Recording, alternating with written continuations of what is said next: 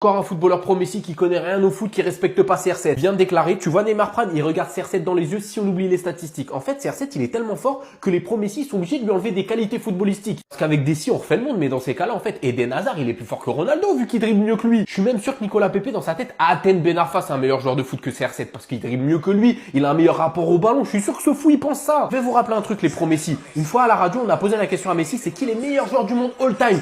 Je pense que Messi, il est mieux placé que nous pour répondre à cette question. Regardez sa réponse. Donc là, il parle de Neymar, Mbappé, Hazard, Suarez, Kun Agüero, que des joueurs de ouf.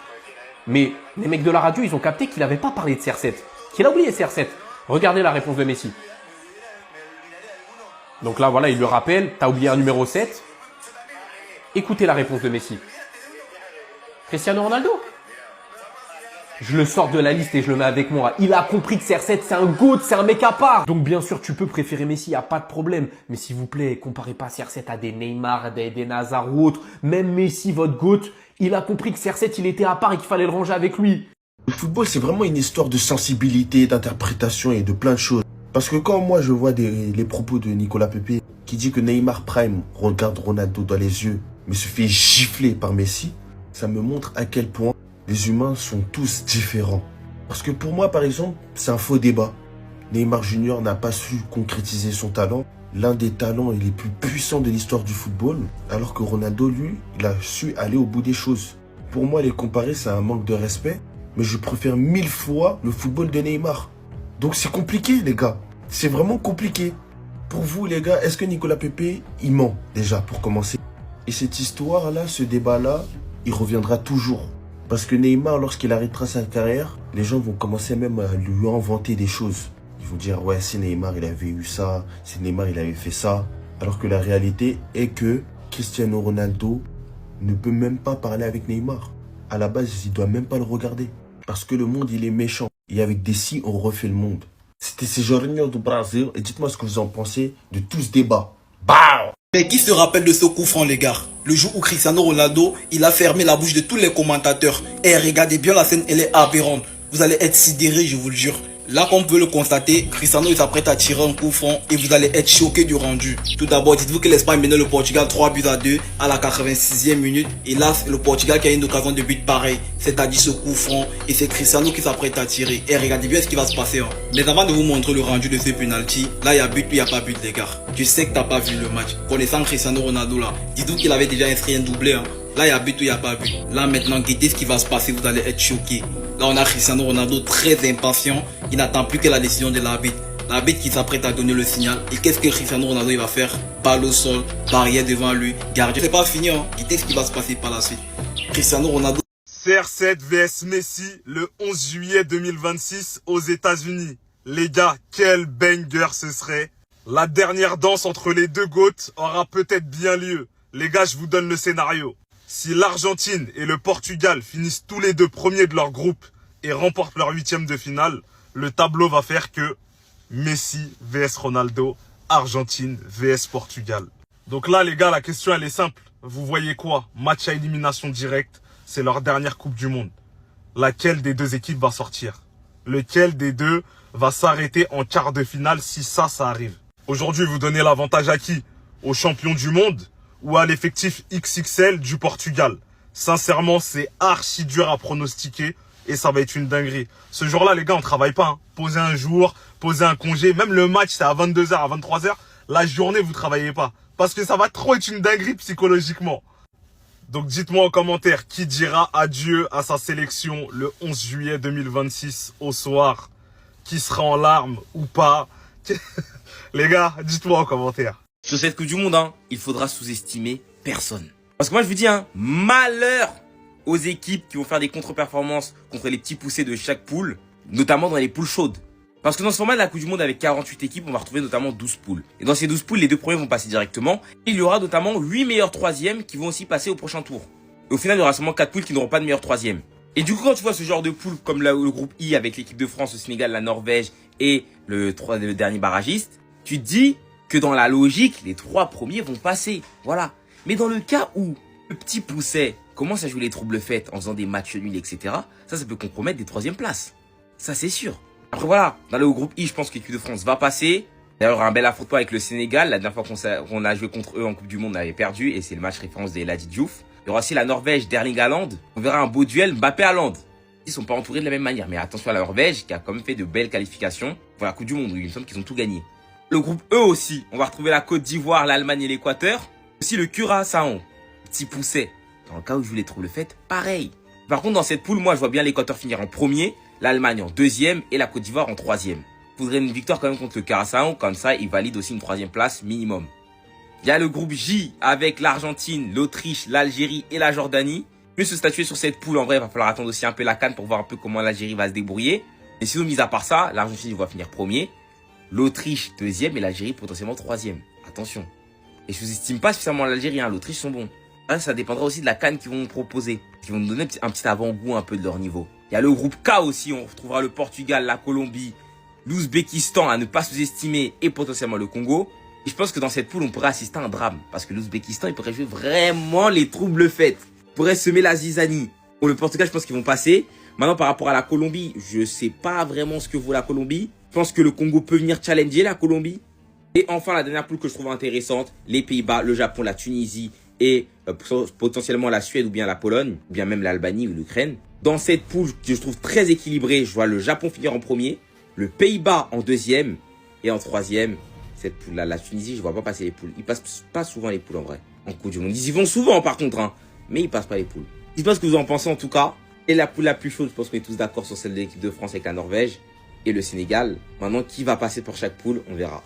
Une très bonne nouvelle pour les Barcelonais avant d'affronter Real Betis demain. En conférence de presse d'avant-match aujourd'hui, le coach nous a parlé de la situation de Dani Olmo, de Frenkie de Jong et encore de Rafinha et de d'autres joueurs. Ainsi explique à propos de Rafinha, notre relation est excellente, c'est un joueur très important pour nous et il a prouvé. Il presse toujours, joue intensement avec et sans le ballon et apporte énormément sur le terrain. Il est fantastique. Frenkie de Jong s'est entraîné avec le groupe et est prêt à débuter demain contre Betis. Je crois en mon équipe, je vois la qualité à l'entraînement et nous avons progressé. Quand nous sommes bien organisés et unis, tout fonctionne, c'est ce que je veux voir. Comme je vous l'avais annoncé hier, Fermin Lopez va jouer quelques minutes parce que le coach l'a affirmé en conférence de presse. Il a d'ailleurs évoqué l'importance d'Eric Garcia qui a aujourd'hui prolongé son contrat jusqu'en 2031. L'importance de Lamine Yamal aussi et sa progression. N'oublions pas qu'il est toujours blessé. Il est d'ailleurs élu meilleur joueur du mois de novembre. Ainsi, Flick exige à ce que Lamine Yamal soit constant et presse davantage. Mais il a déjà apprécié le fait que Lamine Yamal défend de plus en plus mieux. Demain, on va corriger Betis en attendant de voir ce que Celta Vigo va faire du Real Madrid.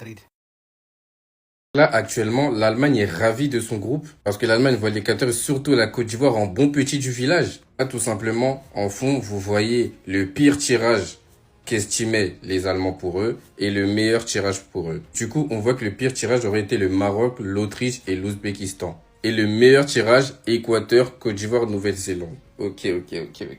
L'Allemagne doit finir troisième de ce groupe. J'espère vraiment que nos éléphants et l'Équateur ont vu ça. Faut pas laisser passer. Parce que là, ça veut dire que eux, là, actuellement, ils sont en jaillet du groupe. Ils sont trop contents. Mes éléphants, vous pouvez pas laisser passer ça. Jamais de la vie. S'il y a bien un match où on va pas accepter la défaite, hein, c'est contre eux. Moi, je vous le dis. Parce que là, ils nous sous-estiment de fou. Ils pensent que ça va être du gâteau, que ça va être facile. Non, ça va pas être comme ça. S'il y a un joueur qu'on voit ne pas tout donner, il va nous entendre. Parce que là, c'est du foutage de gueule, c'est du manque de respect. Même pas avoir de complexe d'infériorité, hein. On va les regarder dans les yeux et on va les chicoter. Comme ça, ils vont nous respecter.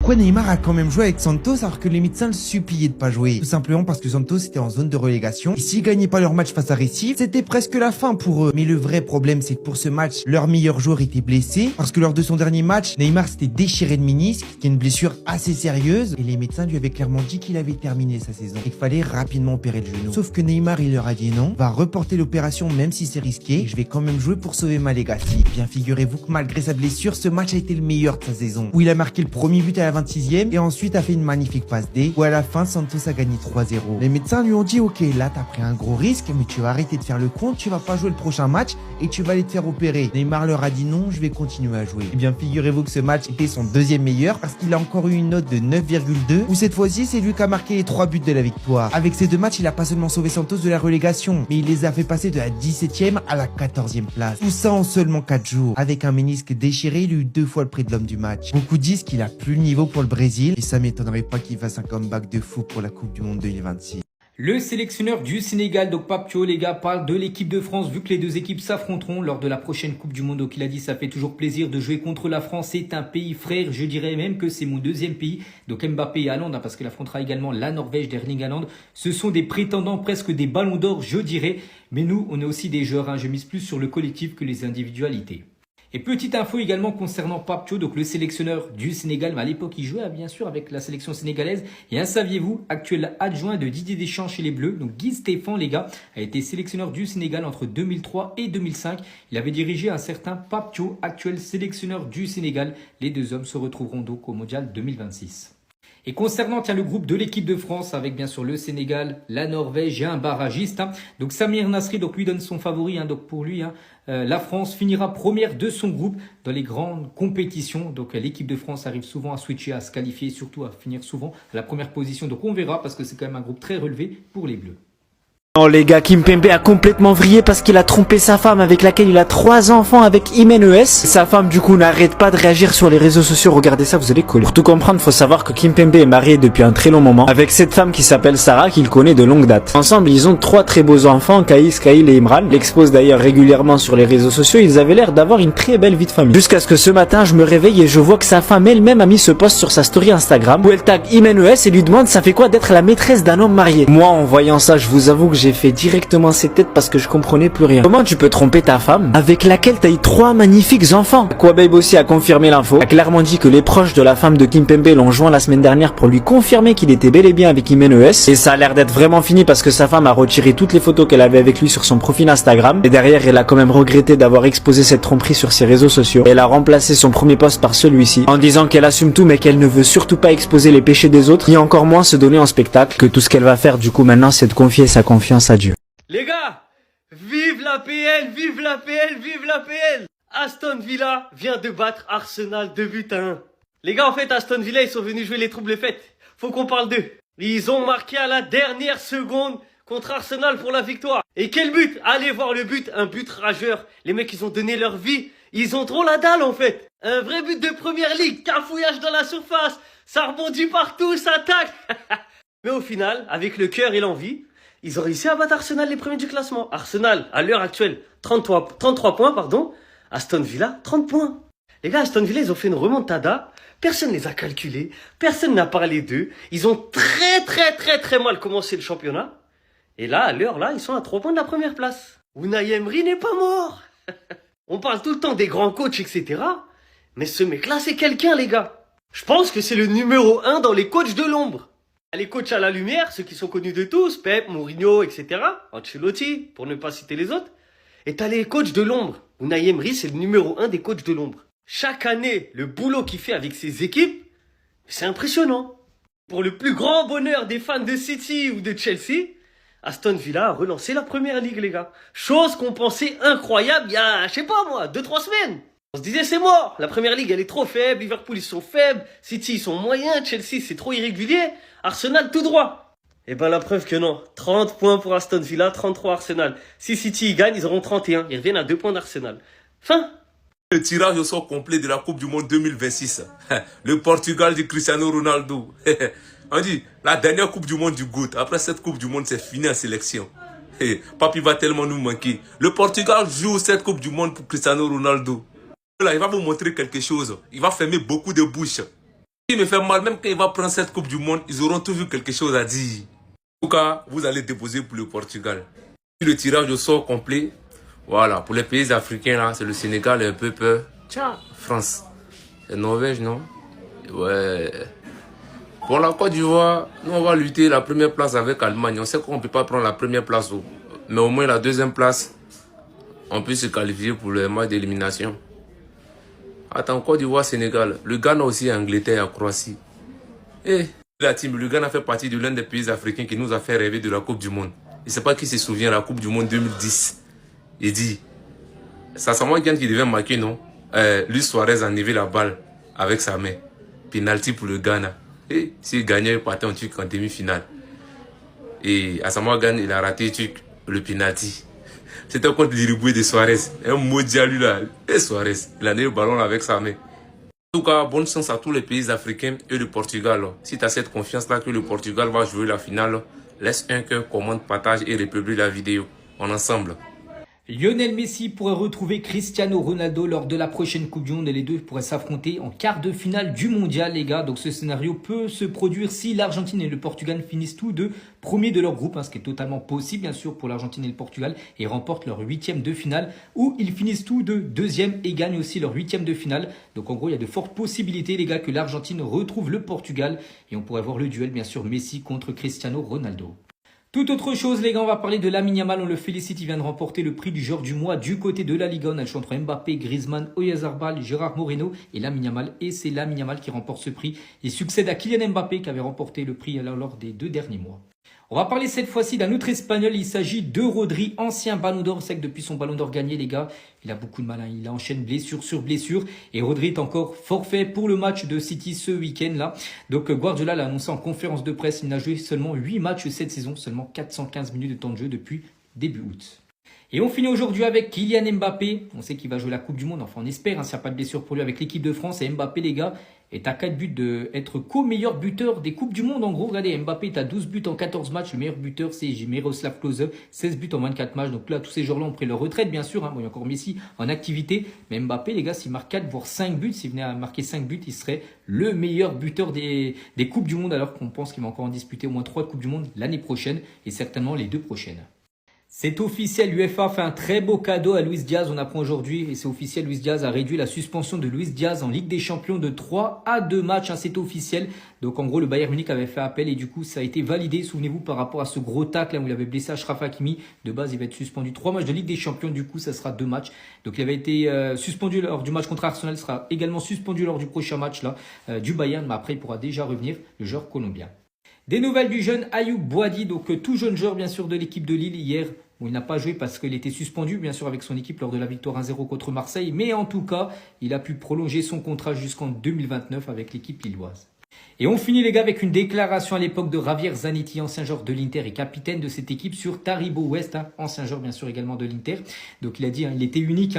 Une saison, en janvier, il a disparu, nous l'avons appelé, il n'a jamais répondu. Tout le mois de janvier, les gars, tout le monde l'appelait, personne ne répondait alors qu'il devait revenir début janvier pour jouer les matchs. Donc il s'est présenté du coup le mois d'après, le 1er février, et m'a dit, capitaine, je me suis marié dans mon pays, ça marche comme ça, c'est un mois de vacances. Donc voilà, petite info concernant les deux.